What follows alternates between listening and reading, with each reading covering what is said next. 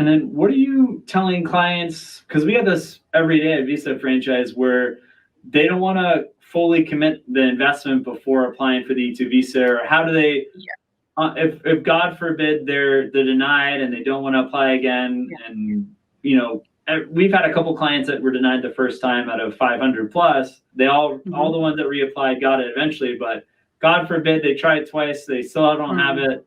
How do they recoup some of that money? What do you advise? How do you walk through clients with that? Well, here's the reality. You mentioned kind of the statistics, right? So yeah, denials happen. They do.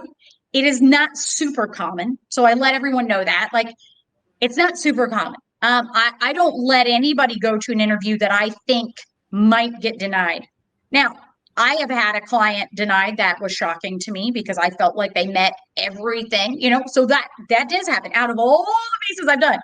And I've had a couple that had some problems that we had talked about and whatever, and they had some problems. One of them had a drug trafficking conviction, so there are things like that. The cases we've had where there's been denials, it's almost exclusively not having the intent to go back to their home country.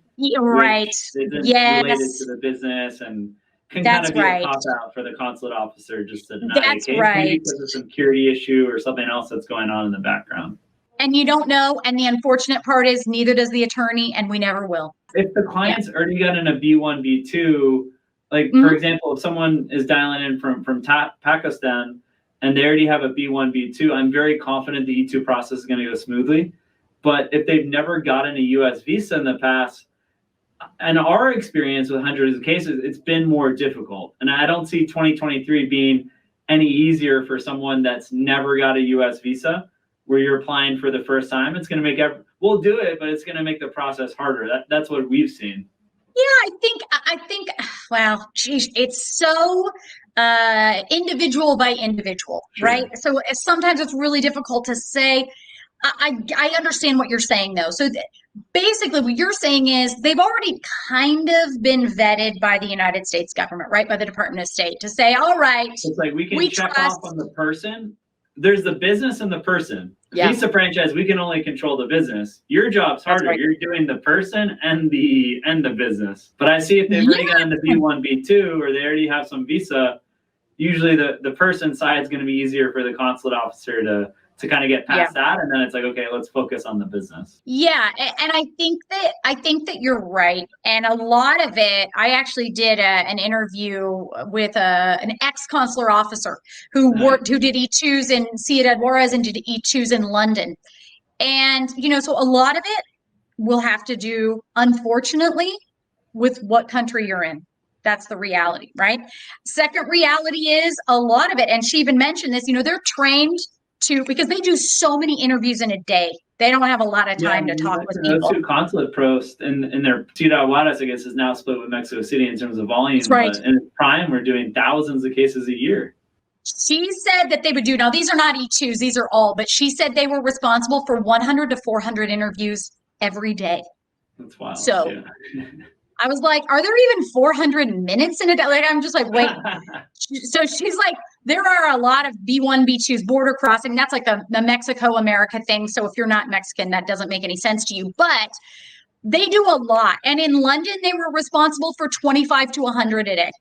So you do the math on how long they take on these things. So they're trained when you walk up to do a real assessment. Whoa, what's this person about visually, right? They're trained for that. And she gave a really interesting example, which is kind of the opposite of what you think. She said this guy came up. He wanted to do his business was a tattoo parlor. So, but he was dressed a little too professionally. You know what I mean? Because she's like, we expected a tattoo guy, So there's that kind of thing. But the opposite is also true, right? Like, oh, I'm going to be doing like financial services for high net wealth individuals, whatever. And then you come up in a tank top. So there's that kind of thing as well. And the way you answer questions, right? Just like any kind of job interview or any person you've ever met. Are they confident? Do they know the answers? Do they seem like they know what they're doing in this business? So there's a lot of that goes into these approvals and denials as well. And then, she was mentioning, hey, there's quotas. Like, that's just the reality of it. And also, if you're one way or another, like, well, you've had way too many denials, or you've approved every person that came through here, they will get pulled out and go, you need to come in and justify these 5 visas. Go. So as the attorney, our job is to make sure they have all the documents that we feel meet the requirements, and in a very, very easy to understand, simple layout. That's the real task as the attorney. The client's task is to go in, be able to understand this business, answer questions in a very simple way. So there's kind of 2 parts to it. And, sometimes the consular officer gets just, I won't say bad vibes, like this is a bad person, but bad vibes in like something's with what they're not right. For. Their intention to use this visa doesn't make sense. That's right. Or there's something that's off. I cannot pinpoint what it is, but something isn't happening here. And, you think, oh, how can someone do that? When you do 200 interviews every day for 2 years, you can assess people pretty quickly. So that's the other half of kind of what we do, and what you do too, right? Is assess people up front. Like, I don't want to put somebody in a position that they're not going to be able to successfully do this. So it doesn't mean that they couldn't get denied. They can.